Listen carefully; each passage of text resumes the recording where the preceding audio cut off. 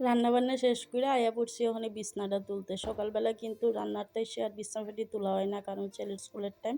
যেহেতু স্কুলের টাইম আরও এর মধ্যে এক্সাম, তো এই কারণে আমার কিন্তু রান্নার আগে বিছনাপাটি তোলা। হ্যালো এভরিওয়ান, কেমন আছো তোমরা সবাই? আশা করি সবাই খুব ভালো আছো। আমি অপরাজিতা, আমার ফেসবুক পরিবারে তোমরা সবাই অনেক অনেক স্বাগত। আশা করি লাস্ট অব দি ভিডিওটা দেখে ছোট্ট করে একটা কমেন্ট করবা যে তোমার কাছে আমার ভিডিওটা কেমন লাগে। জানো সারাদিন যতই কাজ করি না কি লেগা, যখন এই বিছনার বেডশিট চেঞ্জ করানোর কথা আয় তখন আমার মাথা নষ্ট হয়ে যায়, কারণ বিছনার বেডশিটটা চেঞ্জ করে ফিটফাট করতে আমার অনেক সময় লেগে যায়। আর যেহেতু বেডটা একটু বড়, এই কারণে সাংঘাতিক বিরক্ত লাগে। আর এদিকে দেহ কি তুফান বৃষ্টি আইতাছে, মানে বর্ষা তো আইয়েই পড়ছে। তো যাই হোক, আমি কিন্তু ঘর দুয়ার ভালো করে গুছাইয়া ঘরটা সব কিছু ঝাড় দিয়ে লাইছি। অখন হয়েছে মুসার পালা। আর এই যে বাগেটটা দেখতেছো, এর আগে আমার একটা বাগেট আসলো, এটা প্রায় 3-4 বছরের মতো গেছে।